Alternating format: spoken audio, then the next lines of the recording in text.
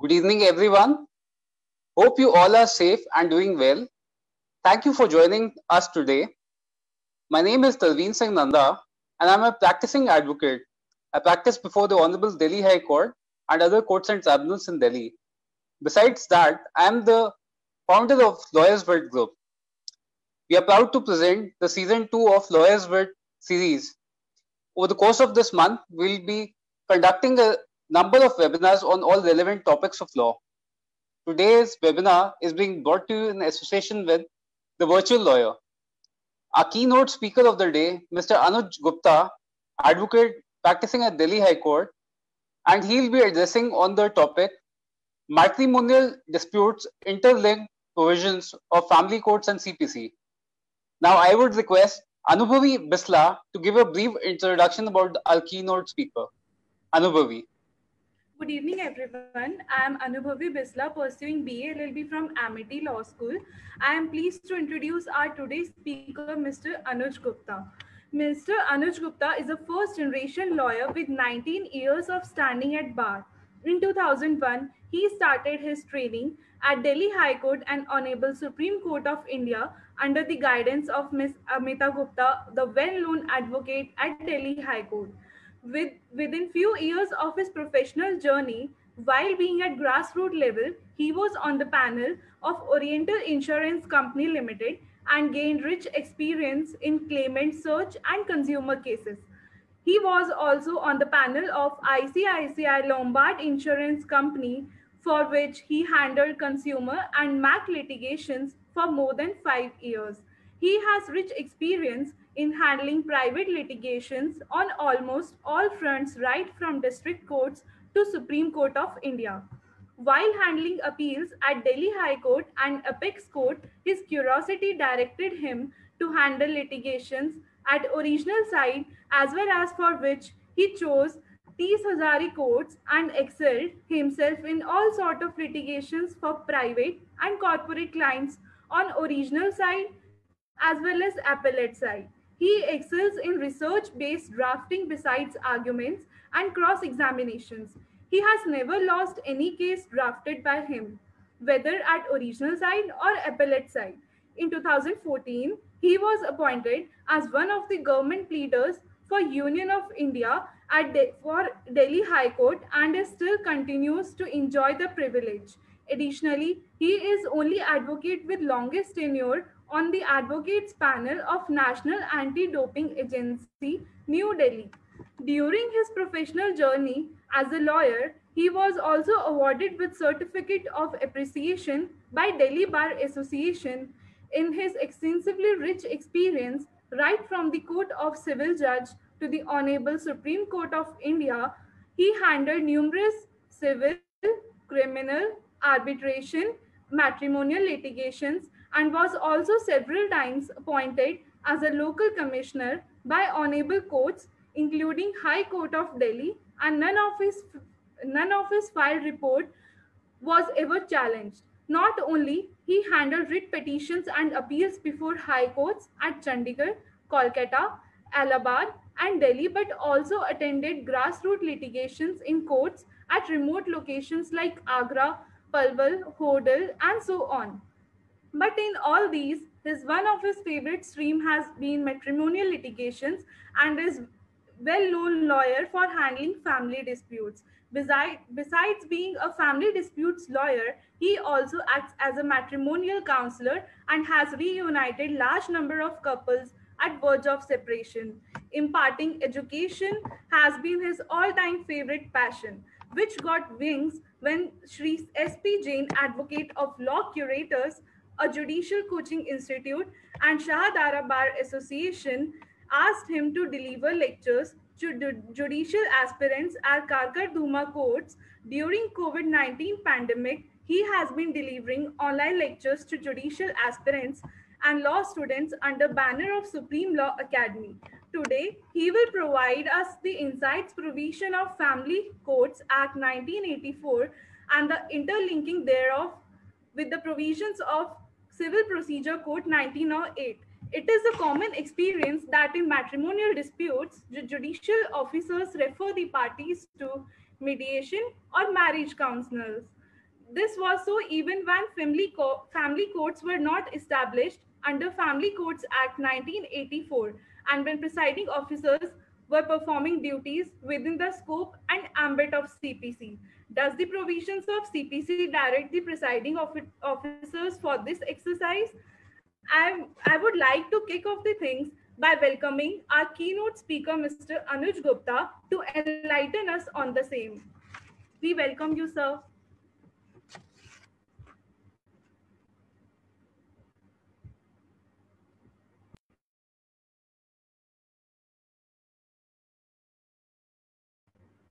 Sir, you are being muted.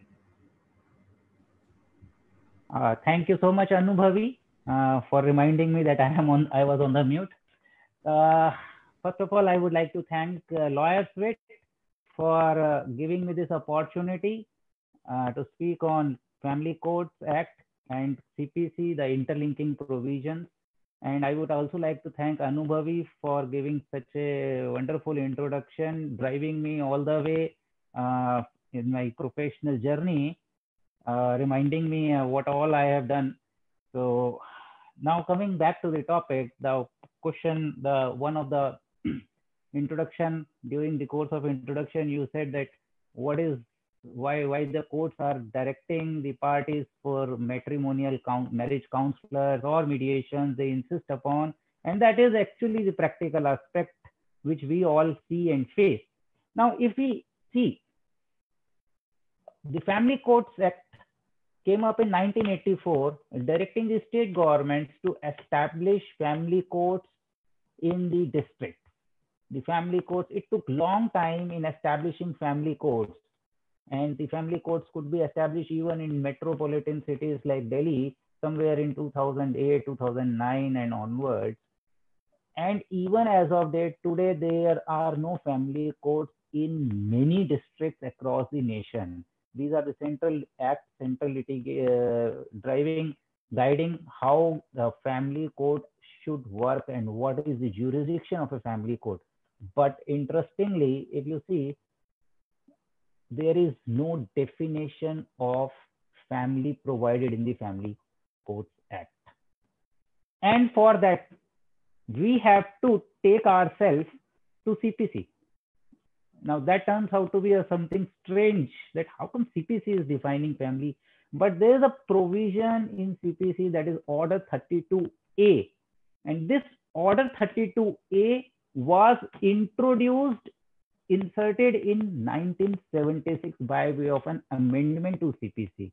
This 32A, if you will see the provisions, the rules provided under Order 32A, you will find them that they have been taken care of they've been incorporated in Family Courts Act and in a somewhat better manner. But still, the Family Courts Act does not define a term family. So we have to seek the help guidance from the CPC. And if we see, 1976 was the period when the Order 32A was inserted, but Act, that is Family Courts Act, came up in 1984. So even much prior to the day when the Family Courts Act came up in existence, came up in force, there were provisions under CPC for setting out the procedure in relation to the suits or the matters concerning the family, and it had to define family. So if you'll see Order 32A Rule 6, this is something which is generally skipped off when by the professional lawyers. Even when we go through CPC, the general even I did not read it when I was pursuing law, and for many years when I was handling even the family courts, there were no family courts, but the matrimonial litigations, I should say.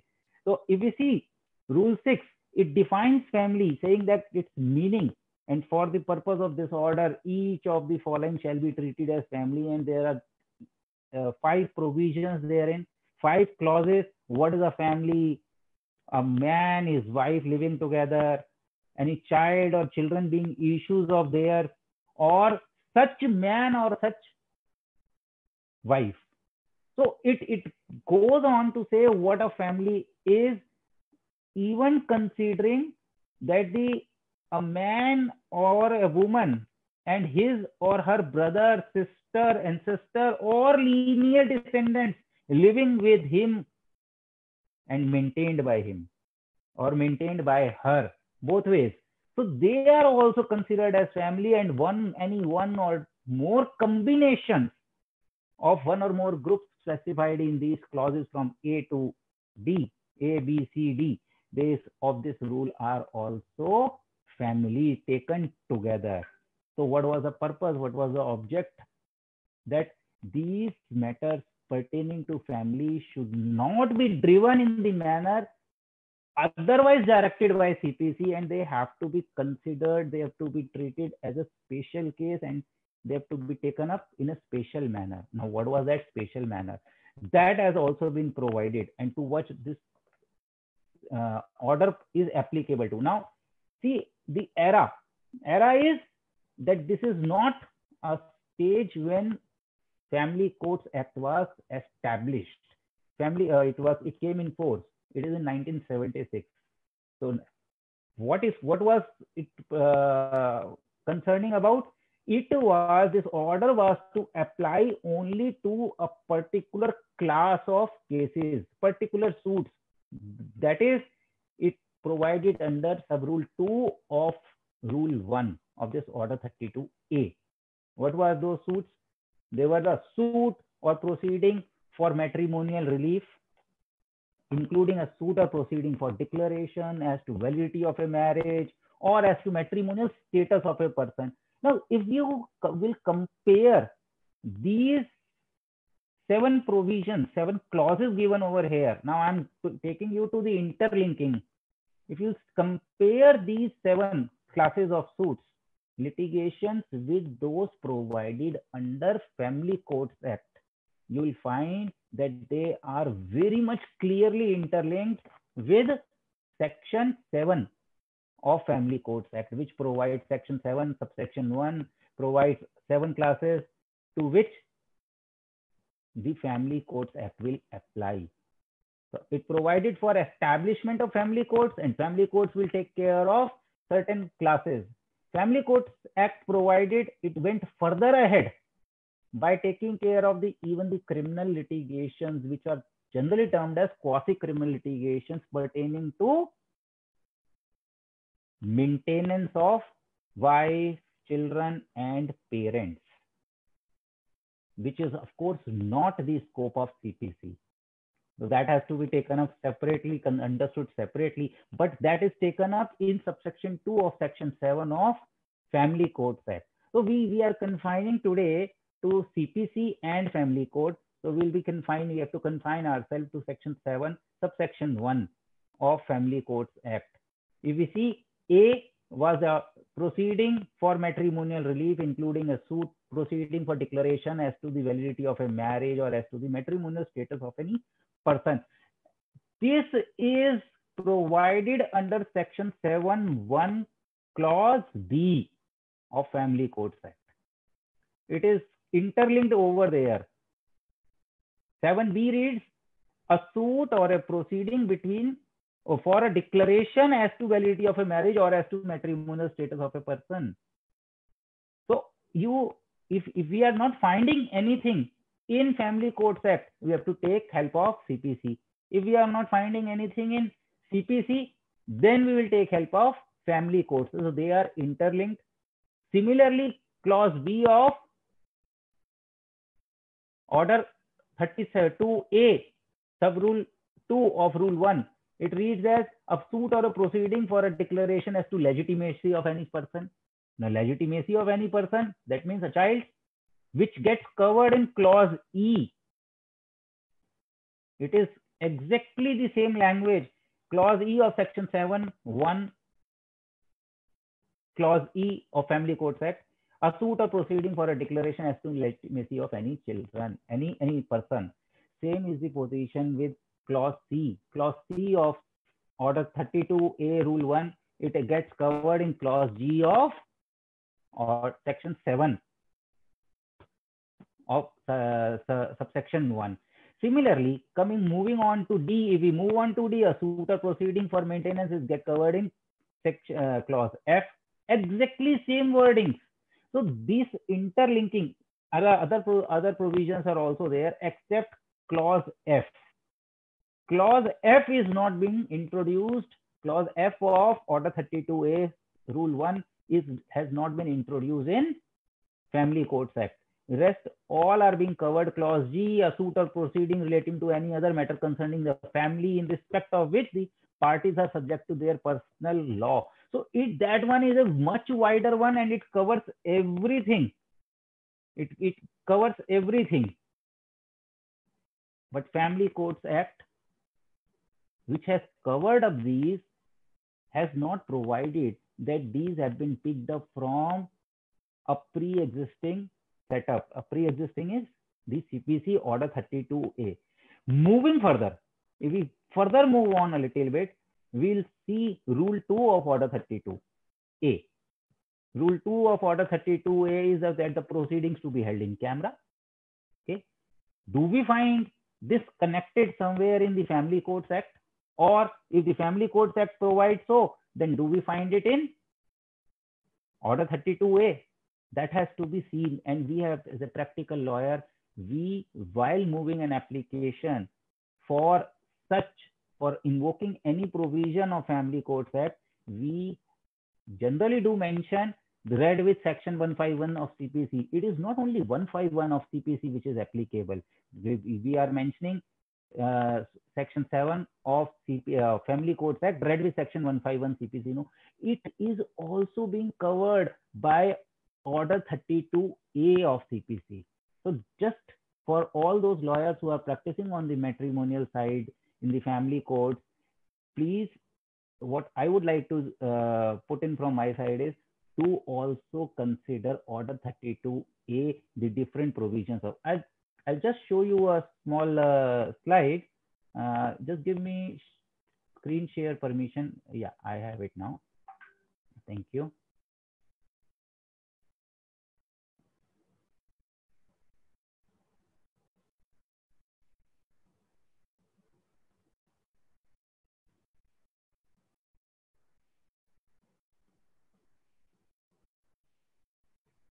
Is my screen sharing screen visible to you? There's a slideshow.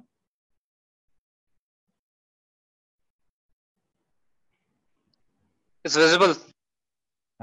This is Supreme Court of India. Yeah. Yes, we can see. Yeah. Now, please.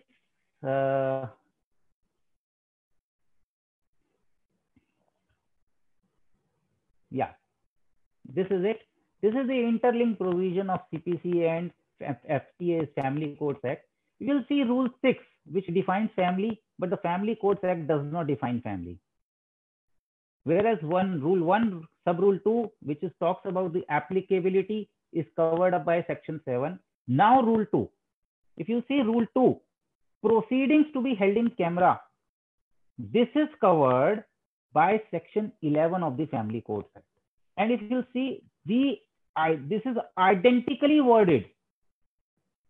Rule 2 of Order 32A reads, in every suit or proceeding to which this order applies, the proceedings may be held in camera if the court so desires, and shall be so held if the either party so desires.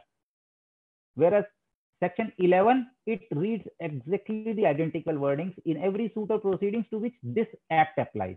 Over there is the order applies, here is the act applies. The proceedings may be held in camera if the family court so desires, and shall be so held if either party so desires.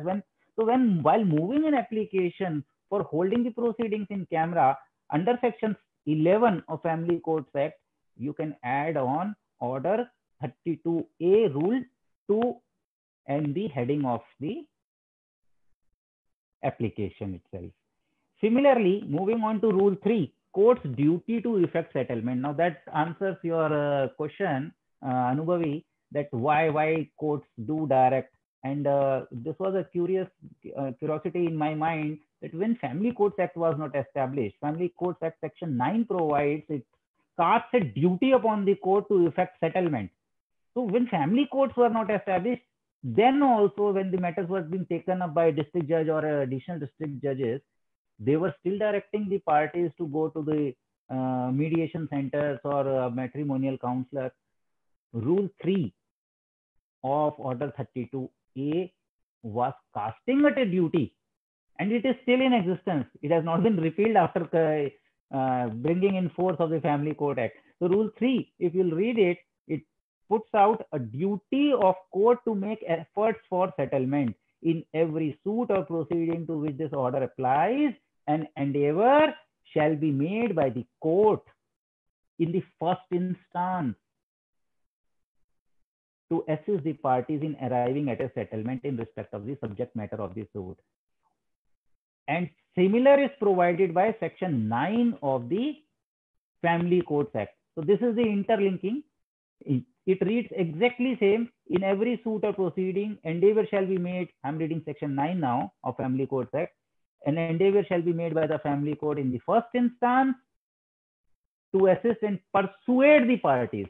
So what got added was, it was to assist the parties under Order 32A CPC 1976, but when 1984 Family Courts Act came, it turned out to be to persuade the parties in, this was the addition, in arriving at a settlement in respect of the subject matter of the suit or the proceeding, and for which purpose a family court may, subject to any rules made by High Court, follow such procedure as it deems fit. Now, over here with this, what came up was the Rule 4, assistance of family welfare experts.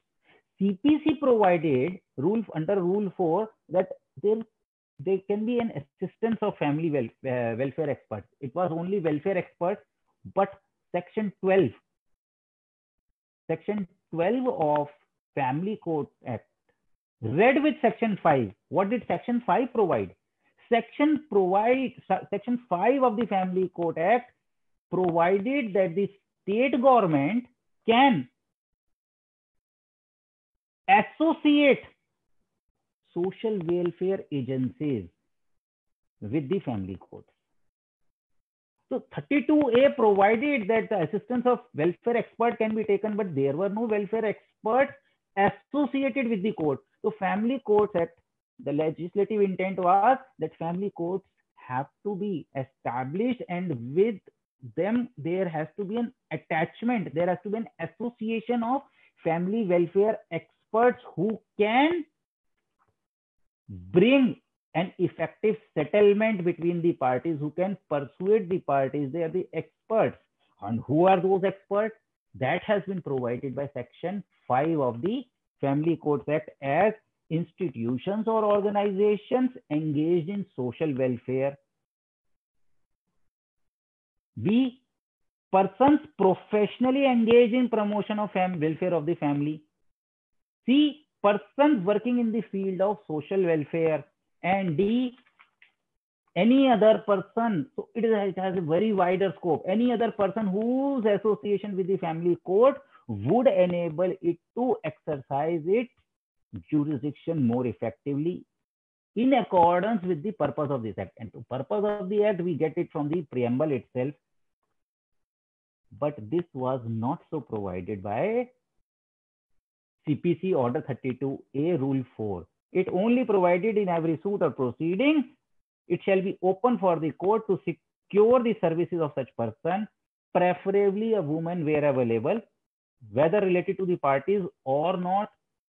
So, whom the parties will, at that point of time, there was no independent agencies, but preferably it was preferred maybe related to the parties, because the parties used to hear to their relations, and including a person professionally engaged. But who are those persons? There is no association. A court as a judicial officer cannot ask anybody to join, come. It can request only. But if there is an association with the court, then court can refer the parties to that person who is working for the social welfare. So that was the purpose. So the lacunas which were there existing in the Order 32A were filled up by Family Courts Act. But I'm still surprised why the Family Court Act does not define family, which is for which we have to take assistance from CPC Order 36, Order 32A Rule 6. Moving on further is Rule 5. Rule 5, if we see Rule 5, that provides the court's duty to inquire into the facts. So when it turns out to be a duty, then it is also to be provided by Family Courts Act also. The Family Court Act takes care of it in its section 10. If we see the procedure generally, section 10 of Family Courts Act provides for a procedure. But in that procedure, there is a duty casted upon the court to arrive at a settlement. And where it is so provided, it is under Rule 3. Sub-Rule 3 of Rule Section 10. Subsection 3 of Section 10 of Family Courts Act, which gave the court a free hand, very clear hand. What it said, nothing in the subsection 1 or subsection 2 shall prevent a family court from laying down its own procedure with a view to settle, to arrive at a settlement in respect of the subject matter of the suit or proceeding, or at the truth of the facts alleged by one party and denied by another party. So inquiry, which was provided under Rule 5 of 32A, that is getting covered under subsection 3 of section 10 of Family Courts Act. What did Rule 5 of 32A CPC read? In every suit or proceeding to which this order applies, it shall be duty of the court to inquire so far as it reasonably can into the facts alleged by the plaintiff and into any facts alleged by the defendant. So alleged and denied has been is different, but what it provided, alleged by plaintiff and alleged by the defendant. It is not denied, but over there it said alleged by one party and denied by another party. So that does not really make a very big difference, or a difference at all, I should say.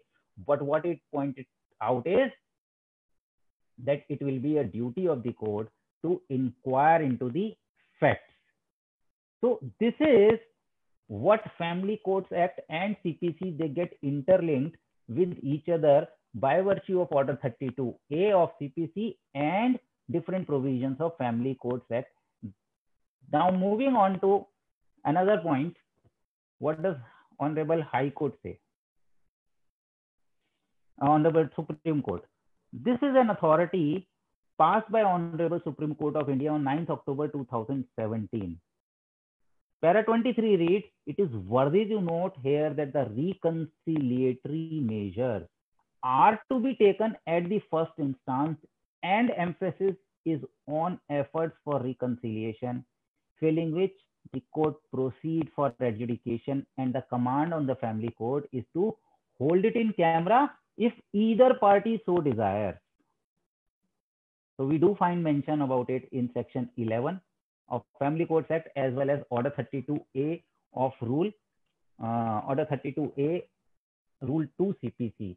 So these interlinked provisions, these cannot be ignored. This cannot be just bypassed by us. We have to take care as a practical lawyer, practicing lawyer. Whenever we move an application, we must take guidance and help from these provisions. As a social welfare person, it's a duty of an advocate to act as a social welfare officer else. So I personally feel that wherever possible, whatever has been directed, whatever has been casted as a duty upon the court, it is automatically a duty upon the counsels as well to bring the parties at settlement if wherever possible. I think I have covered up my session for the day today. So if there is any question and inquiry that can be put to me right now, or it can be posted later on also on Lawyers Wit. So I just wanted to ask, is anything related to custody of child mentioned in the Act? Custody of child is not provided under Order 32A, but custody of child is to be governed by the respective personal laws. For example, Section 26 of Hindu Marriage Act takes care of the custody of child. In the Special Marriage Act, if it's a special marriage, then it has to be covered under different provision of Special Marriage Act. I think 35 is taking care of.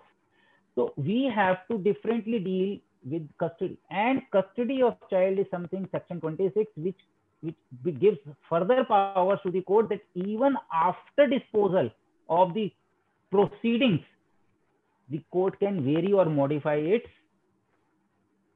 order in the welfare of the child, and for which the welfare for the child, the welfare and the welfare of the child will be the foremost duty of the court, foremost concern for the court. There are so many laws. What all has to be looked into for child welfare? Custody is financial stability of the parent who is getting the custody. That is the first one. He has to be financially stable. Second is the mental and physical well-being. Under whose custody the child will be having a better well-being, physical as well as mental. Then the child's comfort with the said parent, that has to be looked into, and especially when the child is a growing up child. Then the intention of the custodian, whether he has a malefied intent or not, it gets different when we talk of custody of a female child. So all these factors, there are so many factors which have to be considered by the court, but it is not provided. It is not something which is for which a provision is given in CPC or an interlinking provision in Family Court Act. Thank you, sir. Yeah. And there is one more act also. That is the guardianship, the Guardians and Ward Act, which came up in 1890, way back in 1890. And it is a universal law actually. It's a universal law pertaining to the regulation and issues involving custody of the child and even guardianship. So this is all under Section 26. I have told you Hindu Marriage Act, Special Act, Marriage Act, Section 30. It was wrong. It was probably as per my memory. The notes have come to me. It is 38, not 30, 38. Then in the Hindu Minority and Guardianship Act are also provisions. Then there are different provisions as far as Muslim law is concerned. So over there, this is personal law. Any other question? No, sir, I think that is it. Thank you, sir.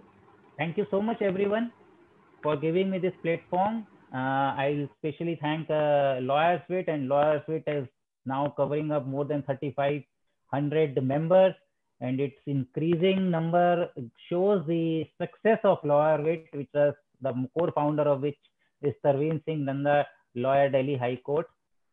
Thank you, Tarveen.